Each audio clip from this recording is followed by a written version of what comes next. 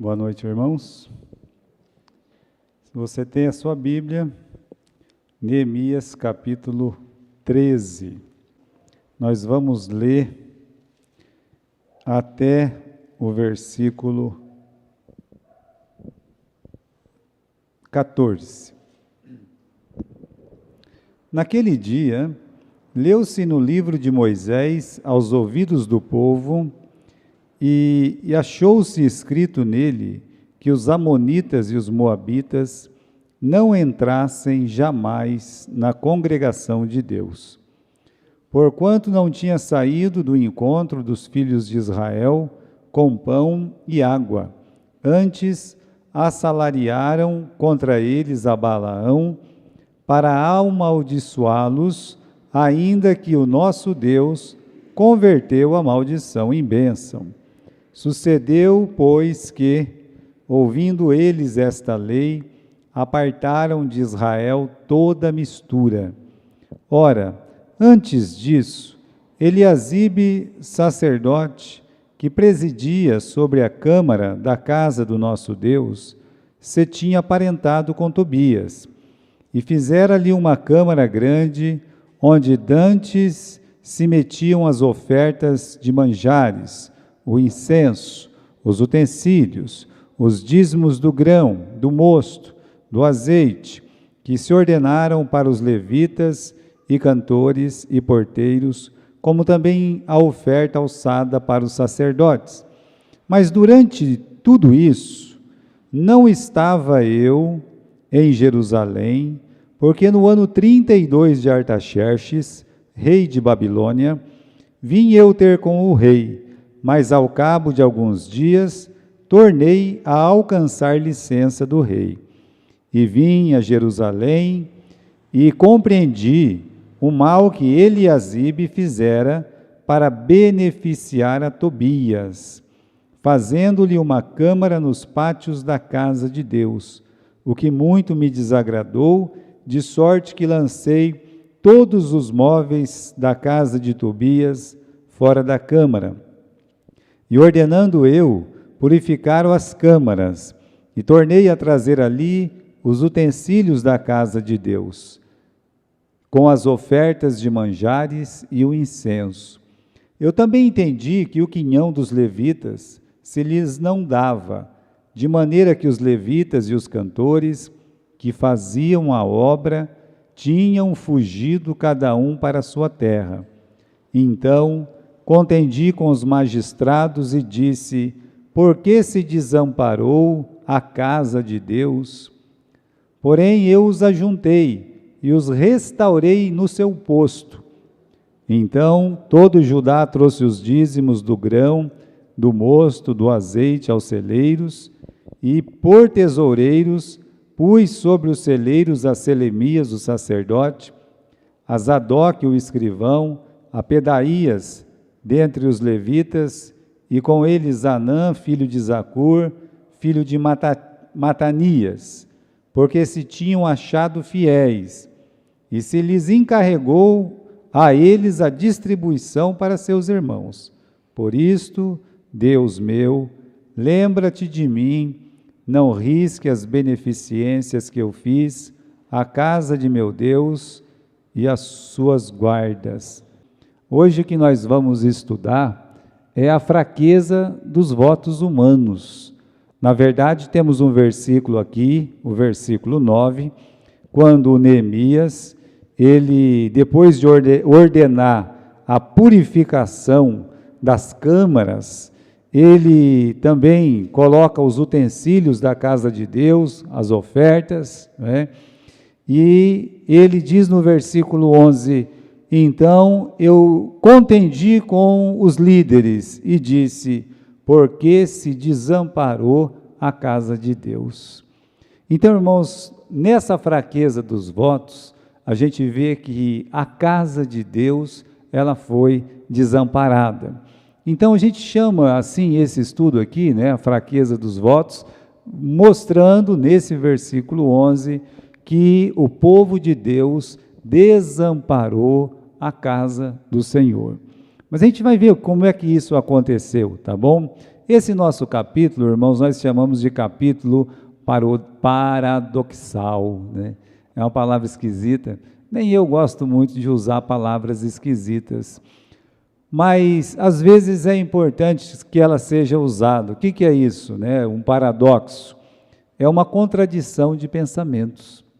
E nesse capítulo 13, você tem que ficar brigando com a sua mente, brigando com os seus pensamentos, para chegar numa conclusão, né? Onde é que está a contrariedade dos pensamentos neste capítulo aqui, né? Porque você começa a ler e você descobre que a casa de Deus foi abandonada. Agora, irmãos, isso é uma coisa que desanima, no livro de Neemias principalmente. Quando você lê no versículo 11, que a casa de Deus foi desamparada, além de outras coisas, aí você, depois de tudo que eles fizeram, depois de toda aquela luta, a gente pergunta, mas como isso pôde acontecer? Abandonaram a casa de Deus, depois que eles fizeram tantos votos, né? Pois bem, isso nos entristece. Os fatos aqui parecem ser desanimadores, mas aí, quando você vai olhando nos detalhes, você vai lendo nas entrelinhas, coisas que só o Espírito Santo define para nós, você se reanima, porque você vê sempre um socorro, você vê sempre uma lição de Deus, principalmente para a igreja, principalmente para a nossa vida espiritual. Então, o que nos desencoraja? Veja só, tem algumas coisas aqui nesse capítulo que nos desencorajam. Primeiro, é ver que eles fizeram um voto, lá no capítulo 10, assinaram, reconheceram firma, e eles não cumpriram o voto que eles fizeram. Depois, Neemias fala que, eu disse, a casa de Deus foi abandonada. O povo esqueceu da casa de Deus. Aquela impressão que a liderança de Neemias, tudo que ele fez naqueles 12 anos, foi jogado fora. Passou 12 anos lá, pastor, e depois ele saiu de férias, ficou um tempo, quando ele voltou já estava tudo... exatamente, é isso que a gente está lendo. Então quer dizer que a liderança dele não valeu para nada? Calma, né? Desanima, eu sei, parece que falhou, né? Pior, o Tobias... Quem podia imaginar que ele estava lá, do lado de fora do muro, falando, se subir uma raposa nesse muro, esse muro cai. Esses judeus são os fracotes. Ele lá falando todas aquelas asneiras, depois de tanto tempo, depois de alguns anos, eles deram um apartamento VIP para ele morar do lado do templo. Não é de desanimar uma coisa dessa? Olha aí essa última coisa, a impressão de que tudo que foi feito não valeu a pena. Então isso realmente, quando a gente começa a ler, a gente fala, isso são fatos desanimadores, e são, meus irmãos. Vamos começar aqui, né?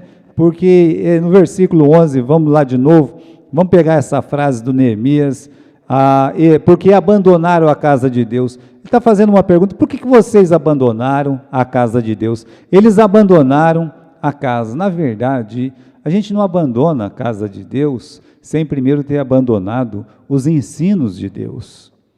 Eles voltaram, meus irmãos, a ter casamentos mistos, com moabitas, com amonitas e outras, né, nações. Eles voltaram a fazer aquela prática.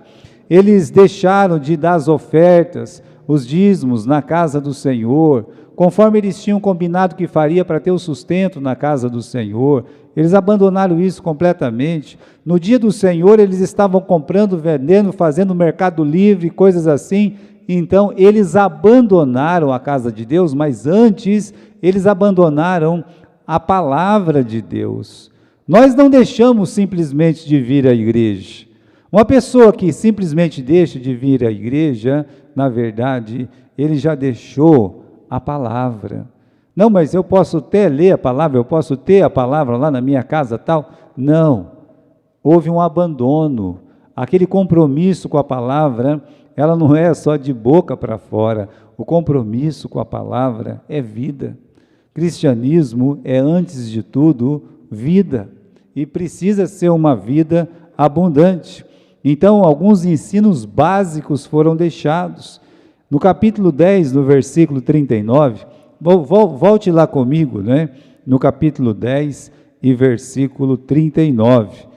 Porque aquelas câmaras, os filhos de Israel, os filhos de Levi, devem trazer ofertas alçadas do grão, do mosto, do azeite, porque ali estão os utensílios do santuário, como também os sacerdotes que ministram, os porteiros, os cantores. Repare na última frase.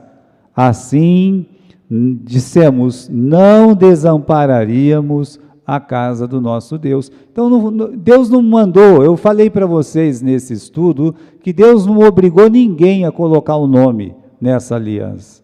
Deus não disse, olha, eu quero que você vá lá e assine. Ele não mandou ninguém fazer isso.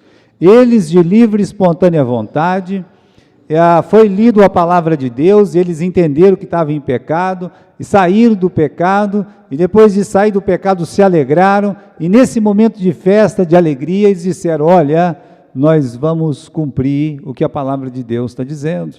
Mas eles abandonaram, eles deixaram essa aliança para trás, e como a gente viu, a casa de Deus ficou desatendida. Se você abrir no capítulo 13, no versículo 10, ele diz, eu entendi que o quinhão dos levitas ele não lhes dava, de maneira que os levitas e os cantores que faziam a obra tinham fugido cada um para sua casa, ou cada um para o seu campo.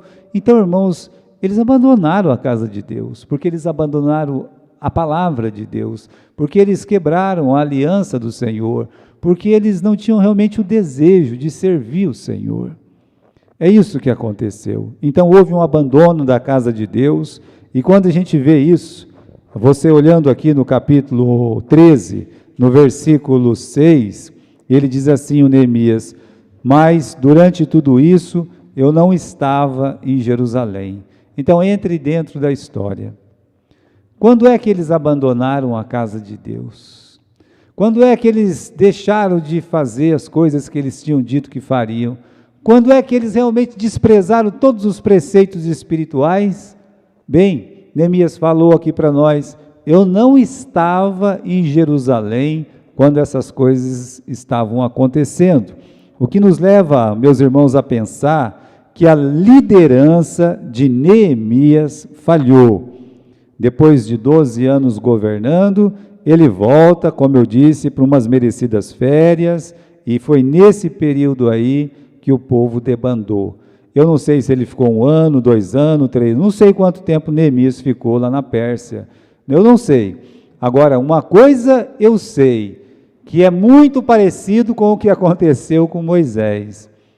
Deus disse para Moisés, sobe no monte, que eu vou entregar a lei. Então Moisés sobe, está lá recebendo a lei, Deus escreve as 2 tábuas da lei, dá na mão de Moisés.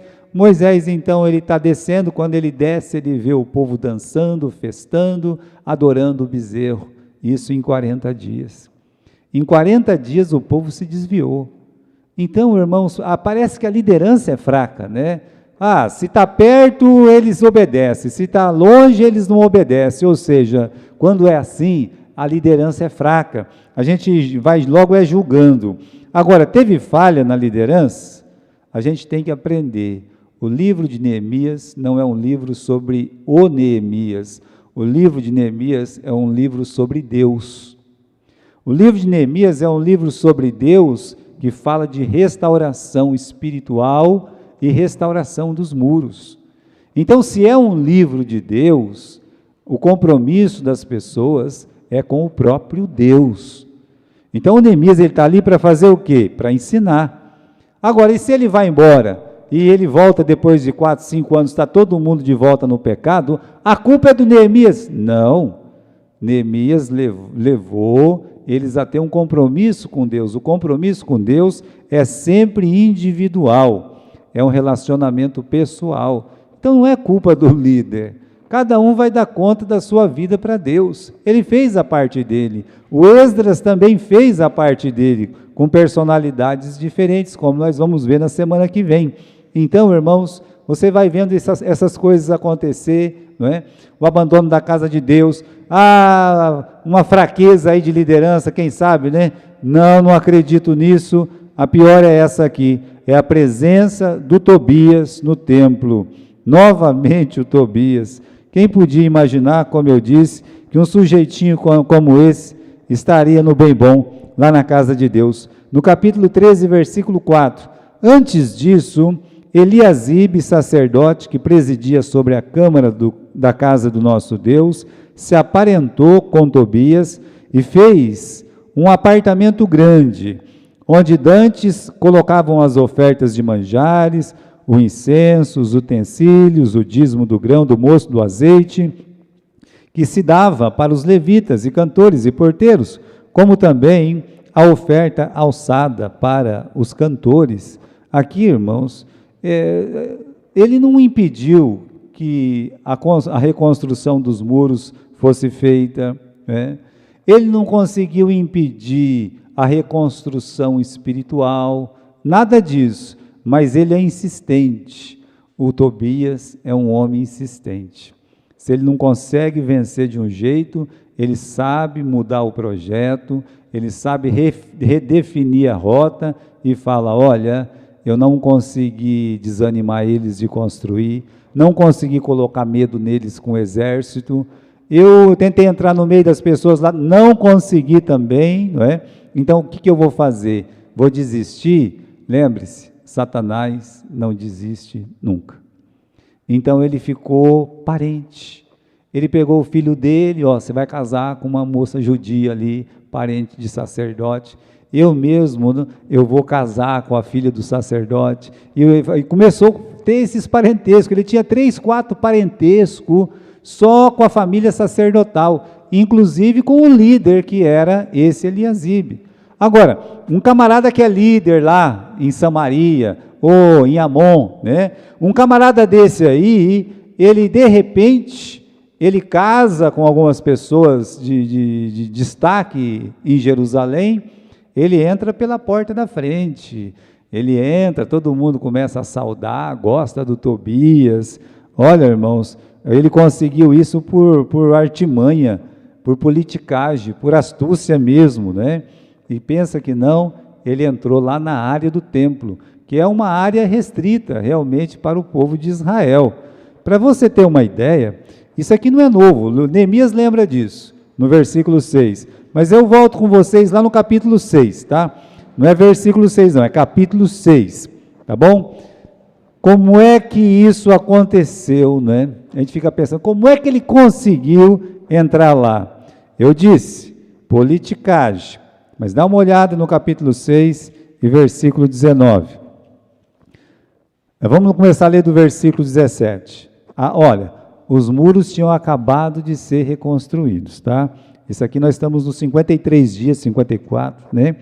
Vamos dizer aqui no versículo 17. Também naqueles dias, alguns nobres de Judá escreveram muitas cartas que iam para Tobias, e as cartas de Tobias vinham para eles, porque muitos de Judá se lhes ajuramentaram, porque era genro de Secanias, filho de Ará, e seu filho Joanã tomou a filha de Mesulão, filho de Berequias. Olha só, olha que camarada mais esperto. Ele foi com um casamento daqui, ele, o filho dele, e conseguiu ficar parente do povo que comandava a vida espiritual daquelas pessoas. E aí, irmãos, versículo 19, também as suas bondades contavam perante mim, e as minhas palavras levavam a ele, portanto, Tobias escrevia cartas para me atemorizar. Olha, falamos sobre isso quando estudamos o capítulo 6, já que a pessoa não consegue entrar lá dentro, ele começa a aterrorizar por fora. Eu disse para vocês, irmãos, que hoje ninguém vai mandar carta para ninguém. Hoje a pessoa vai pegar o celular, vai ligar, vai tentar mandar um WhatsApp, vai fazer uma propaganda enganosa por Facebook, Instagram, sabe lá o quê. Quer dizer, Satanás, ele tem um meio de entrar no coração e na mente das pessoas para fazer o quê? Para fazer um estrago, para dividir. E ele começou a fazer isso e ao longo dos anos, ele que estava para fora dos muros, no capítulo 13, ele está dentro dos muros. Parece que é ele que manda lá. Olha, vamos voltar para o capítulo 13, tá? tiveram a audácia de tirar, no versículo 5, né? Fizeram um apartamento VIP para ele. Mas como é que foi isso aqui? É que tinha um depósito muito grande na área do templo para guardar o dinheiro. O dinheiro naquele tempo não era moeda, era muito pouco moeda. A pessoa levava um cabrito, levava uma ovelha, levava um saco de arroz, um saco de amendoim, um saco de feijão, e vai guardar onde? Esse dízimo, essa oferta. Tinha um depósito. Olha a ideia do Eliasibe. Tira tudo, tira os utensílios da casa de Deus, tira esses pacotes tudo aí, essas coisas. Vai pôr aonde? Vocês que se viram com isso aí. E o que vai fazer aqui? Não, eu vou fazer um apartamento VIP para o Tobias aí. E aí arrumou, né? Foi lá, pintou, colocou um azulejo bonito, colocou uns lustres bonitos, fez uma suíte, tá vendo? É assim que ele está fazendo. Irmãos, o Tobias, ele está ganhando um apartamento VIP ali, presidencial, sabe? Na casa de Deus, do lado da casa de Deus. Enquanto o gato sai, os ratos fazem a festa. Só foi o Neemias voltar para Suzã com essas cartinhas, com esse, que vontade de morar em Jerusalém, vem compadre, pode vir, né, não tem casa aí, não, vamos fazer uma casa boa para você, eu gosto lá daquele lugar, lá em cima, lá perto do templo, não tem problema não, né, mas lá não tem lugar, pode ficar sossegado, nós tiramos o que tiver, que é sagrado, e colocamos coisa sua, profana. Aí o Tobias foi lá, colocou uma escrivaninha, colocou uma cama da boa, armário, tudo embutido, sabe lá o que ele fez, sabe? Tá? Ele fez do jeito dele, arrumou tudo. Nós temos na palavra de Deus o que se chama mobílias de Tobias. Olha aqui no capítulo 13 e versículo 8. O que muito me desagradou, disse o Neemias, de sorte que joguei fora os móveis da casa de Tobias. Está vendo? Então, Neemias, quando ele chegou, e ele viu lá, arrumaram uma casa, o que é isso aqui? Isso aí é o apartamento do Tobias. Tobias! Apartamento do Tobias. Quem que fez isso aí? O Eliasibe. Meus irmãos, ele ficou muito chateado. Diz no versículo 7, né, eu vim a Jerusalém, e eu compreendi o mal que Eliasibe fizera para beneficiar Tobias. Você, como é que pode ter feito uma coisa dessa, né? Fazendo uma câmara nos pátios da casa de Deus, o que muito me desagradou. Então, irmãos, o Neemias, ele era diferente do Esdras. O Esdras ficava nervoso, ficava triste, chateado, ele arrancava os próprios cabelos. O Neemias, quando ele estava nervoso, chateado, ele arrancava o cabelo de quem ele achava que era o culpado, tá vendo? Então, ele vai lá dentro daquele apartamento e chuta tudo mesmo, literalmente, ele põe para quebrar. Acabou a festa. Então, irmãos, veja, a presença de Tobias no templo. Pergunta que a gente faz aqui, né? Olha lá, pode pular, meu filho, tem mais outra aqui. Perdeu-se tudo que tinha feito? Aqueles 52 dias deles trabalhando junto, alegres, felizes, vencendo dificuldades, se unindo contra o mal que vinha de fora, se unindo para vencer os problemas de dentro. Como foi bom eles ouvir a palavra de Deus, se arrepender, choraram tanto juntos, eles se alegraram tanto juntos, fizeram aquele pacto. A pergunta que a gente faz, perdeu tudo que havia sido feito? Foi isso que aconteceu? Tudo que fizeram se perdeu? Agora é tudo terra arrasada, como a gente fala? Nada que fazemos para Deus se perde. Veja, realmente, o Moisés, ele não conseguiu entrar na terra prometida, ele ficou no meio do caminho, ele está lá, meus irmãos, o corpo dele sepultado em algum lugar no Monte Nebo, não conseguiu entrar. Mas tudo que ele fez para Deus não se perdeu, porque foi registrado. Se não tiver registrado nas Escrituras, está registrado no céu. Então, aquilo que nós fazemos para Deus não vai se perder. Você pode ter certeza disso. A raiz é forte, né? A semente, ela vai ser novamente cultivada. O que ele está fazendo aqui é mostrando para nós, olha, não se perdeu tudo não, né? Realmente a cena é desoladora. Quando você olha aí, né? A cena é triste. Coloca aí para nós aí, olha lá, né? Depois de tanto avanço, eles marcham para trás. É retrocesso, tá? Males nomeados que realmente desanimam. Aquelas coisas eram horríveis. A gente não pode olhar e dizer assim, não é nada. Não, é muita coisa ruim. Abandonar a casa de Deus é ruim. Fazer um apartamento VIP para o Tobias é ruim. Parar de realmente ofertar e fazer o que quiser. Olha, isso é muito ruim. Ficar parente das moabitas também é ruim, né? O que vai fazer quando isso acontece? A gente pode fazer que nem os levitas e fazer como os cantores. Aqui no capítulo 13, no versículo 10, né? Os levitas e os cantores, quando eles viram que eles não tinham mais as ofertas para manter o ministério, o que eles fizeram? Eles foram embora. Agora, eu não concordo com a atitude dos levitas e dos cantores. Não, pastor, mas eles também não vão morrer de fome, mas Deus vai deixar o servo dele morrer de fome? Lembra daquele levita que saiu para peregrinar onde ele achava comodidade? Ele não, saindo, onde você vai? Eu vou onde eu achar comodidade. Olha, eu tenho um ídolo aqui, você quer ser meu sacerdote? Tô parado mesmo. Então, qualquer coisa eu pego. E pegou. Foi aí sacerdote lá do bezerro, de Dan, a idolatria de Dan. Então, irmãos, nada justifica a gente abandonar a casa do Senhor.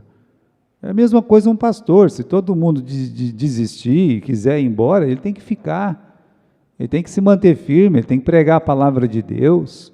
Não, mas agora não vai ter mais as ofertas, não vai ter mais os dízimos e coisa e tal, mas ainda tem Deus. Deus ainda está ali. Vamos recomeçar. É o que Neemias vai fazer. Aí a gente vira, né? Até então, as cenas são desoladoras. Uma coisa mais triste que a outra. Agora, do mesmo jeito que a gente viu, o que nos desencoraja, o que nos entristece, veja só, o que nos encoraja nesse capítulo, quando a gente só está na metade dele, tá? Mas o que nos encoraja? Primeiro, o fato de que Deus volta a tocar o coração deles pela palavra. O que mais? Né? O fato de que há um repúdio pelo mal que está sendo feito. Então, meus irmãos, o fato que está lá, eles reprovam o mal que eles estão fazendo, vê a coragem de Neemias, começou lutando sozinho novamente, lutando contra o mal, contra Tobias, né? E o fato de que Deus, mesmo eles sendo fracos, não podendo cumprir os votos, Deus não desistiu deles. Então isso nos anima. Se algumas coisas nos desanimam, nós falamos que o tema principal do livro de Neemias é reconstrução. O capítulo 13 nos ensina o quê? Que nós precisamos ter força para reconstruir quantas vezes for preciso. Lembra do Isaac? O inimigo ia lá e jogava terra no poço dele. O que ele fazia? Ele cavava outro poço. O inimigo ia lá e jogava terra no poço dele. O que ele fazia? Cavava outro poço. Mas o inimigo foi lá e jogou terra de novo dentro do poço. Ele foi lá e cavou outra. Olha, o inimigo cansou, falou assim, não aguento mais jogar pedra, né? Não aguento mais. E alguém chegou e disse, ei Isaac, sabe esse último poço que você furou? Tem águas vivas. Então, quantas vezes nós temos que reconstruir? Quantas vezes for preciso. Nós temos que estar dispostos a lutar. Então, irmãos, eles são tocados pela palavra. Agora sim, olha o versículo 1 do capítulo 13. Naquele dia, leu-se no livro de Moisés, aos ouvidos do povo, e achou-se escrito. O que isso quer dizer para nós? Que eles estão lendo a palavra de Deus, Eles estão ouvindo a palavra de Deus, e foi lendo a palavra de Deus que eles choraram, lá no capítulo 8, no capítulo 9, no capítulo 10. Foi lendo e ouvindo a palavra de Deus que eles foram tocados pelo Espírito Santo para poder transformar a vida deles, abandonar o pecado. Então foi lá, eles tocados pela palavra, eles buscaram força para reconstruir. E agora, novamente, a palavra de Deus é lida, eles ouvem. E o que eles fazem? Eles vão tomar uma atitude. Deus, ele vai tocar no coração deles pela palavra, porque Deus toca no nosso coração sempre pela palavra, ou seja, pelo Espírito Santo. Como é que o Espírito Santo toca em nós? Pela palavra. É assim. Então ele vai nos constranger, ele vai nos levar a um constrangimento espiritual, que nós chamamos, né, um pesar do pecado. Ele vai tocar no nosso coração novamente, quantas vezes for preciso, o Espírito Santo vai agir, ele vai tocar. Uma coisa boa aqui, irmãos, é que há um repúdio pelo mal. Então, se nós lemos aqui que eles leram, que eles ouviram, né? O que eles leram? Olha, não é para entrar nem amonita, nem moabita, jamais na congregação de Deus. Porquanto não tinham saído, né? Explica, olha, por quê? Porque eles pagaram o Balaão para amaldiçoar o povo de Deus, está explicando, né? Versículo 3, sucedeu que, ouvindo eles esta palavra, apartaram de Israel toda a mistura. Eles leram, eles entenderam, e eles mesmos, aqui o Neemias não falou nada. O Esdras também aqui nesse momento, ele não falou nada.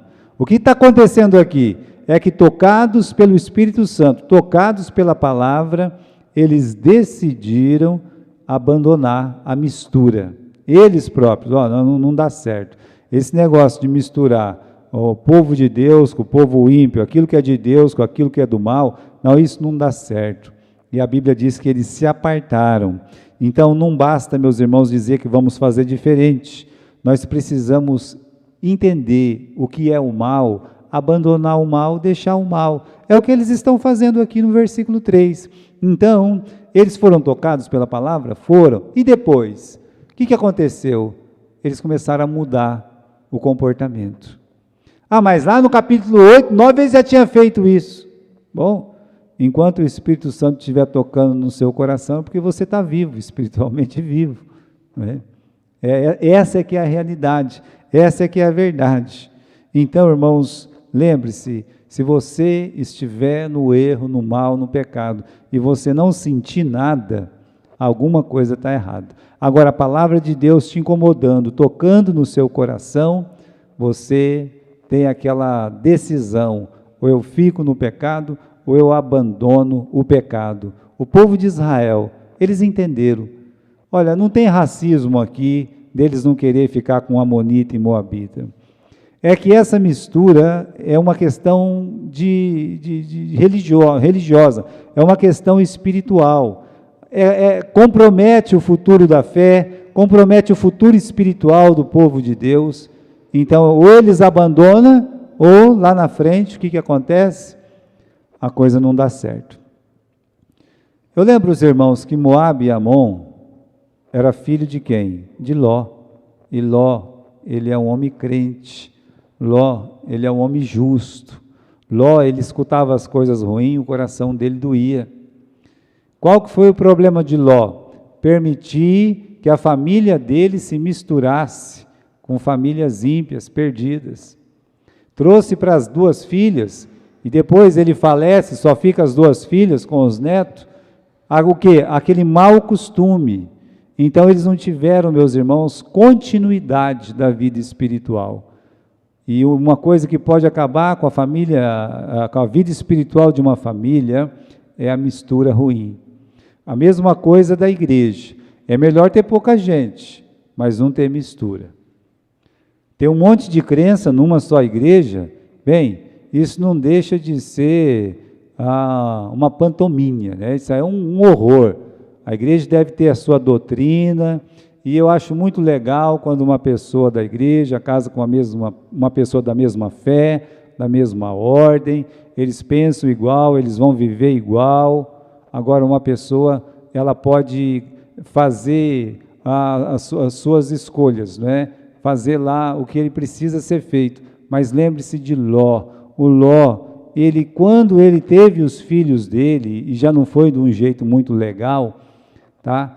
Mas quando teve os filhos, ele não pôde educar os filhos, que seriam filhos netos. Então, os seus filhos foram perdidos, se perdeu. Então, por exemplo, se uma família, o pai e a mãe, eles vêm para a igreja, mesmo ele pega os filhos dele e deixa no mundo, não vai dar certo. Então, o que eles estão fazendo aqui é lendo a palavra de Deus e se apartando do mal. É isso que eles estão fazendo.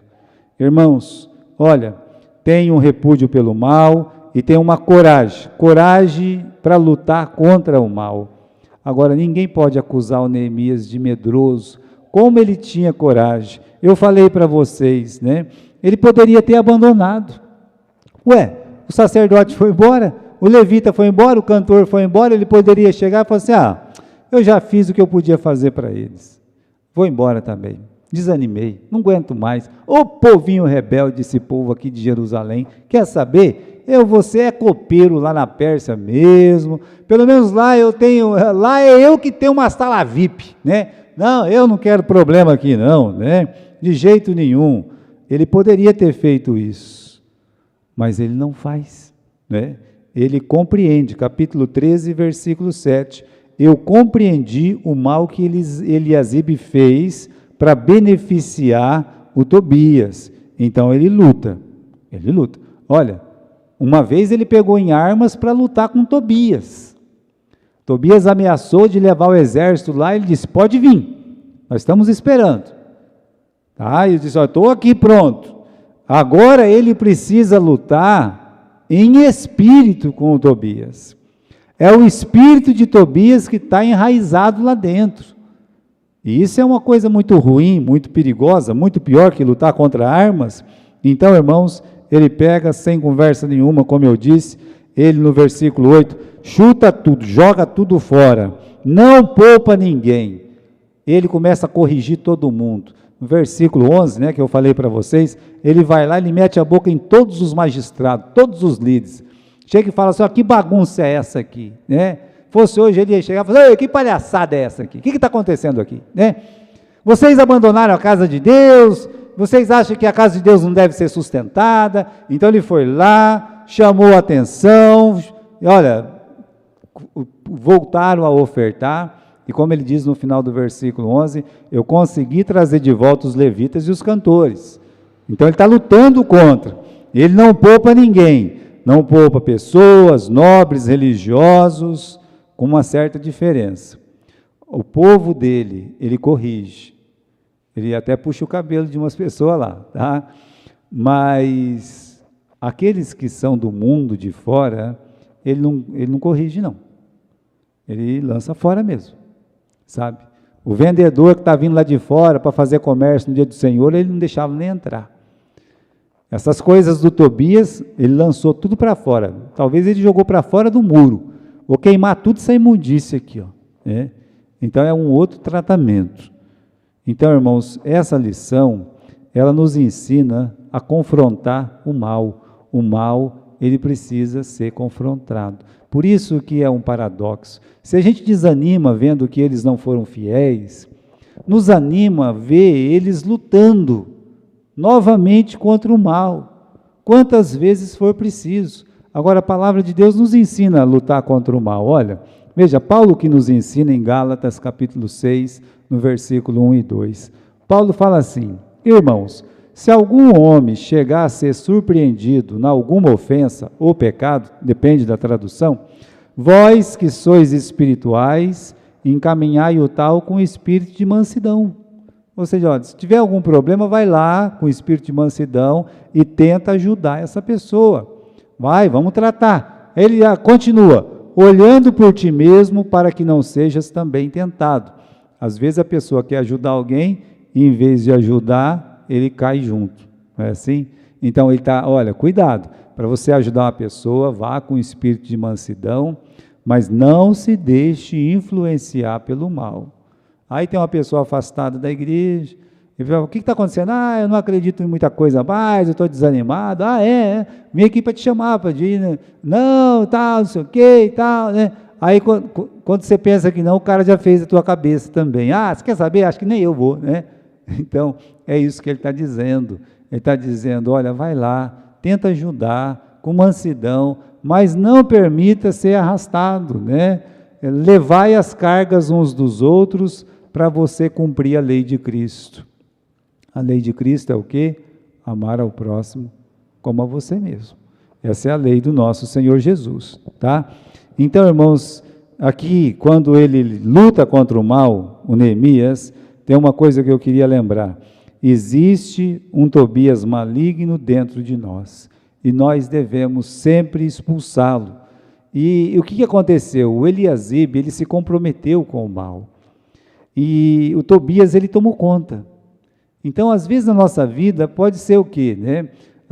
Nós permitimos que o mal entre na nossa vida, permitimos que entre na nossa família, permitimos que entre no nosso tempo, né? Veja só, vou marcar um compromisso, eu tenho segunda, terça, quarta, quinta, sexta, né? Eu gosto de marcar compromisso, vou marcar um compromisso, né? Que compromisso? Eu acho que eu vou fazer umas atividades físicas. Tá bom, você pode andar de bicicleta, você pode jogar bola, você pode, né, jogar basquete. Que dia que eu vou fazer isso? Na hora do culto. Você acha que Deus vai se agradar disso? Deixar esse compromisso na hora do culto? Né? Você não acha que isso é Tobias?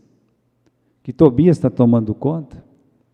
Então, quando nós marcamos compromissos, ou nos comprometemos com alguma coisa que nos rouba de Deus, aí, meus irmãos, a gente tem que olhar e dizer assim, isso é Tobias. Então, aqui, né, eles entram no nosso ambiente de trabalho, entram no nosso lar, as nossas amizades, tem um monte de Tobias às vezes, né, e até mesmo dentro da igreja, eles entram e são espaçosos, eles trazem a bagagem, eles trazem a mobília deles, né. Então, o que a gente aprende é que tem um Tobias que precisa ser derrubado, que precisa ser vencido, né? E deve ser expulso. Tudo que é de Tobias foi jogado fora, não ficou nada lá dentro, né? Tudo que me afasta de Deus, do dever de servir a Deus, deve ser lançado fora. Não tem vantagem, é uma quebra de espiritualidade, e nós precisamos vencer. É por isso que tem que ter essa coragem de Neemias. O Neemias, ele mostra como lutar contra Tobias, sem piedade. O pecado deve ser combatido sem nenhuma piedade. Não tenha dó do Tobias. E olha, ele lá fora do muro é problema dele, ele dentro do muro é problema seu, problema meu. Então, o ímpio e as coisas erradas lá no mundo é problema deles, nós não temos nada a ver com isso. Mas quando nós nos comprometemos, ficamos compromissados, nos envolvemos com as coisas deles, e às vezes até trazemos para dentro da igreja, ou dentro da nossa casa, ou para a nossa vida, aí é problema nosso. Nós mesmos temos que ter coragem de expulsar, como aconteceu nessa história de Neemias. Então, irmãos, para terminar, mesmo fracos, Deus, ele não os abandonou. Vê eles fazendo voto no capítulo 10, lê esse capítulo 13, entristece o coração, nos deixa chateado. Mas, apesar disso, meus irmãos, Deus mandou de volta o Neemias. Neemias não precisava nem voltar, e ele voltou. Passou um tempo lá, ele voltou. Deus nunca desiste dos seus, nunca, nunca, nunca. Você sabia que Neemias é o último líder mesmo do Velho Testamento? Assim, um líder pessoal. Não tem outro depois de Neemias. Acabou. Aí se encerra o ciclo das Escrituras e nós vamos começar lá no Novo Testamento. E qual é o novo líder que aparece no Novo Testamento? é Jesus, é o nosso Salvador, mostrando que Deus não desiste nunca. Neemias morreu, aí me aparece quem? Jesus, né? Agora Jesus, além de não nos abandonar, não morre nunca, está sempre conosco, para sempre nos levantar quando for preciso. É isso que nós aprendemos nesse capítulo 13, não é? Nós aprendemos a fraqueza dos votos humanos, mas que Deus, mesmo sendo fracos, Ele é forte e Ele quer a nossa restauração, sempre quer a nossa restauração. Amém?